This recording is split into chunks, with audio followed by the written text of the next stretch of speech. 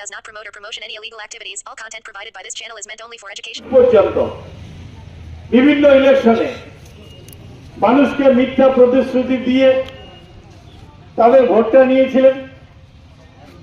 আজকে 2014 গেছে, 2019 গেছে, 2021 গেছে, কিন্তু যত প্রতিশ্রুতি তারা দিয়েছিলেন এইভাবে দিনের পর দিন গোসানিবাড়িতে একের পর এক বিজেপি আশ্রিত দুষ্কৃতীরা তারা একের পর এক ঘটনা ঘটিয়ে চলেছে।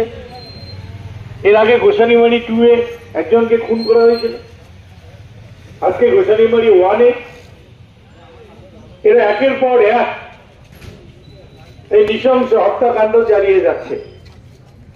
আমরা আজকে মনে করি যে বিজেপি যেভাবে এই বাংলায় রাজনীতি করার চেষ্টা করছে, কারণ 2021-এ তারা সফল হয়নি। 200 আসন টার্গেট নিয়ে 77-এ থেমে গেছে।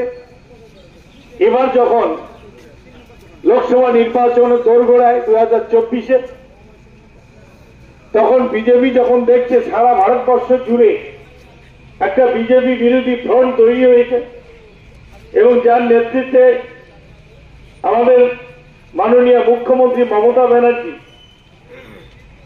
তার নেতৃত্ব গতকালকে আমাদের তৃণমূল কংগ্রেসের একজন সমর্থক বাবলু বৈশ্য, যার বাড়ি জামবাড়ি, উত্তর জামবাড়িতে, গোসানিবাড়ি 1 নম্বর অঞ্চল, তাকে কালকে বিজেপির দুষ্কৃতীরা বাড়ির থেকে ডেকে এনে ঠান্ডা মাথায় তাকে নৃশংসভাবে খুন করেছে।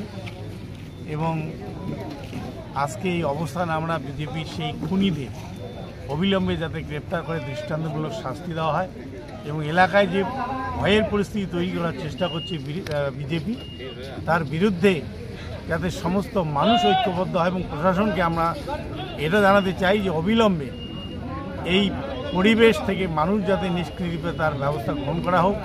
তাহলে আগামী দিনে আমরা বৃহত্তর আন্দোলনের ডাক দেব। বিজেপির বিরুদ্ধে প্রশাসন যদি এই খুনিদের বিরুদ্ধে কঠোর ব্যবস্থা না নেয়, আমরা আগামী দিনে আইন হাতে তুলে নেওয়ার যদিও আমাদের মানসিকতা নেই, কিন্তু শেষ পর্যন্ত যাতে আমাদের সেই রাস্তায় যেতে না হয় সেই জন্য আমরা প্রশাসনের কাছে অনুরোধ করব অবিলম্বে দোষীদের দৃষ্টান্তমূলক শাস্তি দেওয়া হোক, অবিলম্বে তাদের বিরুদ্ধে ব্যবস্থা গ্রহণ করা। বাবলু বৈশ্য আপনাদের কোন কি দলের কি সাধারণ কর্মী ছিল না পদে ছিল? বাবলু বৈশ্য আমাদের বুথ কমিটির একজন সদস্য ছিলেন।